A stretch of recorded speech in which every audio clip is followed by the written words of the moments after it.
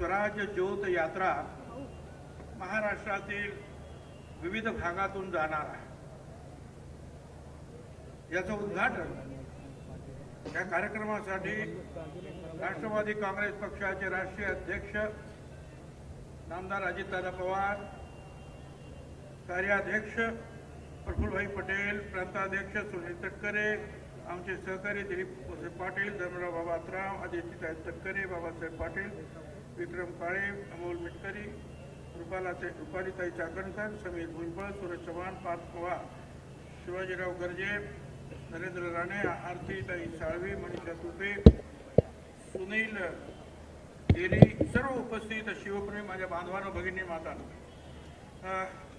तर म्हणजे छत्रपती शिवराय म्हटल्यानंतर तासन तास सुद्धा आपण याच्यावर बोलू शकतो। पण आज आपल्याला जो आहे हा रथ घेऊन जायचा आहे ते लोकांना हे सांगण्यासाठी, हे पटवून देण्यासाठी की आपला हा राजा बहुजनांचा राजा होता, शेतकऱ्यांचा राजा होता, मोलमजुरी करणाऱ्यांचा राजा होता, मावळ्यांचा राजा होता। त्या राजानं असं कधी म्हटलं नाही की माझं राज्य आहे। त्या राजानं सांगितलं हे रयतेचं राज्य आहे, रयतेला अर्पण केलं। या राजाने न्याय कसा असावा स्वतःच्या मुलापासून सुरुवात केली, सांगितलं। ज्यावेळेस संभाजी राजे चुकले त्यावेळेला त्यांनी सांगितलं, राजे काय केलं तुम्ही हे, पण तुम्हाला सुद्धा क्षमा नाही। एका लहानशा चुकीसाठी सुद्धा संभाजी राजांना सुद्धा नजर कैदेत या शिवरायानं। आणि इथं आता आमच्या पोवाड्यामध्ये सुद्धा सांगितलं, रांझ्याच्या पाटलानं जेव्हा बलात्कार केला, महाराजांनी हुकूम दिला, रांझ्याच्या पाटलाचे हात पाय तोडून माझ्या समोर हजरी करा, संध्याकाळपर्यंत जो आहे हुकुमाची तामिली झाली। असा हा न्याय देणारा राजा। फौज जर निघाली तर शेतकऱ्याच्या भाजीच्या देठाला सुद्धा हात लावता कामा नये असे फौजेला हुकूम देणारा हा राजा, शेतकऱ्याचा हित सांभाळणारा राजा। त्या राजाबद्दल किती बोलावं तेवढं। ते आपलं सगळ्यांचं भाग्य आहे की असा हा राजा या महाराष्ट्राच्या मातीत जन्माला आला। आपल्या सगळ्यांना कल्पना, रायगडावर महाराजांची समाधी महात्मा ज्योतिराव फुल्यांनी शोधून काढली। पहिला पोवाडा महात्मा ज्योतिराव फुल्यांनी लिहिला, शिवजयंती महात्मा ज्योतिराव फुल्यांनी सुरू केली। दुसरा पोवाडा मुस्लिम शाहीर अमर शेख यांनी रचला आणि गायला। आणि हे पोवाडे रशियापर्यंत गाण्याचं सौभाग्य जे आहे अण्णाभाऊ साठेंना लाभलं। सर्व धर्माचे, सर्व जातीचे लोक महाराजांसाठी होते। महाराष्ट्राला एक प्रबोधन त्यांच्या माध्यमातून झालं। महात्मा फुले, राजर्षी शाहू महाराज, मुकुंदराव पाटील, भास्करराव जाधव, कर्मवीर भाऊराव पाटील, दिनकरराव जवळकर, प्रबोधनकार ठाकरे यांच्यापर्यंत अनेकांनी ज्यांनी प्रबोधन केलं, त्याचा उगम जो आहे हा इथंच होता, छत्रपतींच्या कार्यामध्ये। रयतेचा हा राजा नेमका कसा होता हे तुम्हाला मला समजून सांगता आलं पाहिजे। स्वतःच्या व्यक्तिगत स्वार्थासाठी हा राजा लढला नाही। हा राजा केवळ जाती धर्मासाठी नाही, हा राजा लढला तर जिथे जिथे अन्याय होता त्या अन्यायाचं परिमार्जन, अन्यायाला खत्म करण्यासाठी हा राजा लढला। 12व्या वर्षापासून स्वप्न पाहिलं त्या राजानं। शहाजी राजे जिजाऊंचे विचार कृती त्या शिवराजांना, महाराजांनी 12व्या वर्षी शहाजी महाराजांनी शिवरायांना त्याला शिवराज मुद्रा स्पष्टपणे जी दिली त्याच्यामध्ये विश्ववंदिता असा उल्लेख आहे। म्हणजे काय?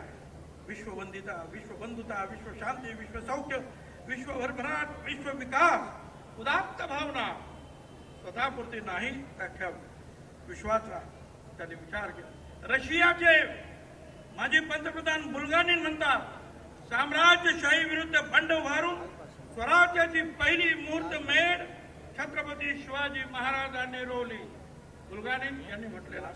आणि एवढंच नाही, जगविख्यात इतिहासकार एनॉल्ड डायबर्न म्हणतात, छत्रपती शिवाजी महाराजांसारखे राजे आमच्या देशात जन्माला आले असते तर आम्ही रोज त्यांना डोक्यावर घेऊन नाचतो।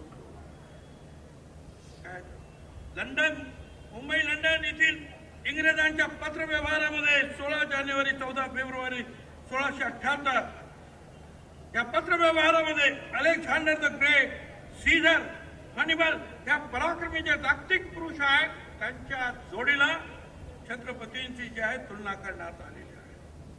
सगळ्यांनीच कौतुक केलं. महाराष्ट्रातील तर महाराष्ट्राच्या बाहेरच्या कवींनी सुद्धा, मग ते तामिळ असतील, सुब्रमण्यम भारती, तेलुगू असतील, कोमाराजू, व्यंकट लक्ष्मण, बंगाली रवींद्रनाथ टागोर, गुजराती झवेरचंद मेघानी, हिंदीचे केदारनाथ भूषण, सगळ्यांनी महाराजांना गौरवलं.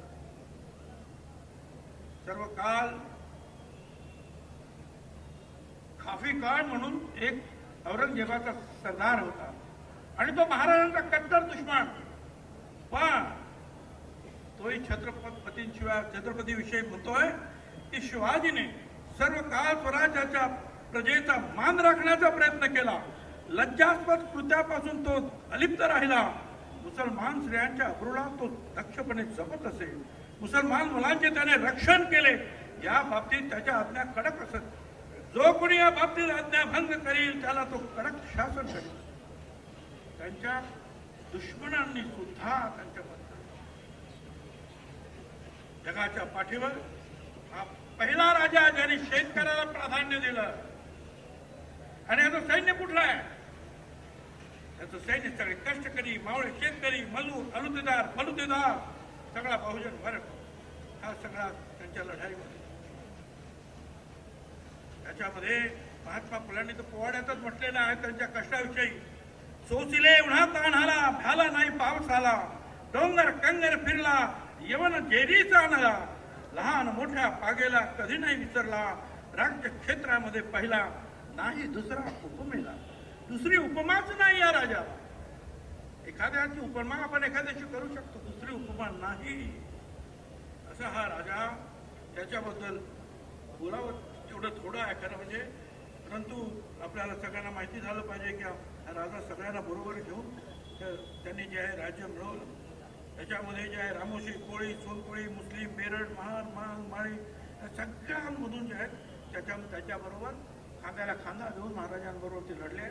सिद्दी इब्राहिम, सिद्दी जोर, मसूद खान, अंबर वहाब, शमा खान, नूर खान बेग, इब्राहिम पठान, दाऊद खान, मसूद खान, हुसैन खान, जाफर खान, मदारी, मैदर, काजिम, हैदर, कितीतरी मुस्लिम सरदार त्यांच्या बरोबर होते. त्यांच्या अंगरक्षकामध्ये जे आहे 4 मुसलमान सरदार होते.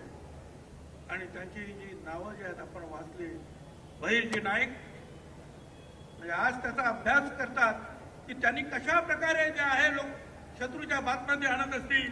तर रामोशी समाजाचा, संभाजी करवड धनगर समाजाचा, नेमाजी शिंदे धनगर, इसाजी गायकवाड माळी, शिवा काशी नावी, जेव्हा महाले नावी, एसाजी कंक कोळी, सूर्याजी मालुसरे धनगर, तानाजी मालुसरे धनगर, लहाजी पाटील कोळी, कान्होजी रांगरे कोळी, बाजी प्रभू देशपांडे कायस्थ, मदारी मेहतर मुस्लिम, काजी हैदर मुस्लिम, रायप्पा महार महार समाज, सिद्धप्पा महार महार समाज, सगळ्यांना घेऊन नाही. कधी कधी लोक असं विचारतात की राजस्थान आणि उत्तर भारतामध्ये मोठमोठे राजवाडे पाहायला मिळतात. किती सुंदर राजवाडे, किती सुंदर त्यांचं सौंदर्य. महाराष्ट्रात कुठं काय आहे? त्यावेळेला असं म्हणावं असं वाटतं. या तिकडच्या राजा राजवाड्यांनी जे आहे आक्रमण करणाऱ्या मुघलांबरोबर जे आहे कॉम्प्रोमाइज केलं, हात मिळवणी केली, शरण गेले, सोयरी केली, महाल वाचवले.